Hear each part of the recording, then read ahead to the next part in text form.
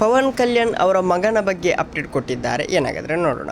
ಎಲ್ಲರಿಗೂ ಪಡು Kannada TV YouTube ಚಾನಲ್ಗೆ ಸುಸ್ವಾಗತ ಅಂತ ಹೇಳ್ತಾ ಶುರು ಮಾಡೋಕ್ಕಿಂತ ಮೊದಲು ಯಾರೆಲ್ಲ ನಮ್ಮ ಯೂಟ್ಯೂಬ್ ಚಾನಲ್ ಮೊದಲು ನೋಡ್ತಿದ್ರಿ ಅವರೆಲ್ಲ ಸಬ್ಸ್ಕ್ರೈಬ್ ಮಾಡ್ಕೊಳ್ಳಿ ಮತ್ತು ಅಲ್ಲೇ ಪಕ್ಕದಲ್ಲಿರೋ ಬೆಲ್ಲೈಕನ್ ಪ್ರೆಸ್ ಮಾಡಿ. ಸಿಂಗಾಪುರದಲ್ಲಿ ನಡೆದ ಅಗ್ನಿ ಅವಘಡದಲ್ಲಿ ಆಂಧ್ರ ಪ್ರದೇಶ ಮುಖ್ಯಮಂತ್ರಿ ಪವನ್ ಕಲ್ಯಾಣ್ ಅವರ ಕಿರಿಯ ಮಗ ಮಾರ್ಕ್ ಶಂಕರ್ ಅವರಿಗೆ ಗಾಯಗಳಾಗಿವೆ. ಅವರು ಅಲ್ಲಿ ಶಿಕ್ಷಣ ಪಡೆಯುತ್ತಿದ್ದು ಶಾಲೆಯಲ್ಲಿ ಬೆಂಕಿ ಕಾಣಿಸಿಕೊಂಡಿದೆ. ಈ ವೇಳೆ ಅವರ ಕೈ ಹಾಗೂ ಕಾಲಿಗೆ ಸುಟ್ಟ ಗಾಯಗಳಾಗಿವೆ. ನಂತರ ಅವರನ್ನು ಆಸ್ಪತ್ರೆಗೆ ಕರೆದುಕೊಂಡು ಹೋಗಲಾಗಿದೆ. ಈ ವಿಚಾರವಾಗಿ ಪವನ್ ಕಲ್ಯಾಣ್ ಅವರು ಮಾಧ್ಯಮಗಳ ಜೊತೆ ಮಾತನಾಡಿದ್ದಾರೆ. ಮಾರ್ಕ್ ಶಂಕರ್ ಆರೋಗ್ಯದ ಬಗ್ಗೆ ಅಪ್ಡೇಟ್ ನೀಡಿದ್ದಾರೆ.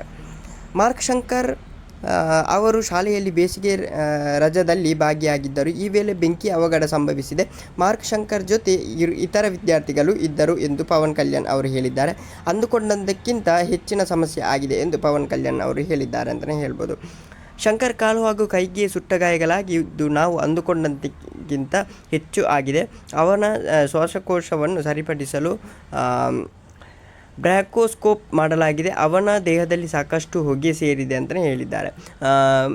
ಮುಂದೆ ಏನಾಗುತ್ತೆ ಅಪ್ಡೇಟ್ ಕೊಡ್ತಾರೆ ಅಂತ ನೋಡೋಣ. ಅಲ್ಲಿ ಲೈಕ್ ಶೇರ್ ಸಬ್ಸ್ಕ್ರೈಬ್ ಮಾಡಿ ಅಂತ ಹೇಳ್ತಾ ಲವ್ ಯು ಸೋ ಮಚ್.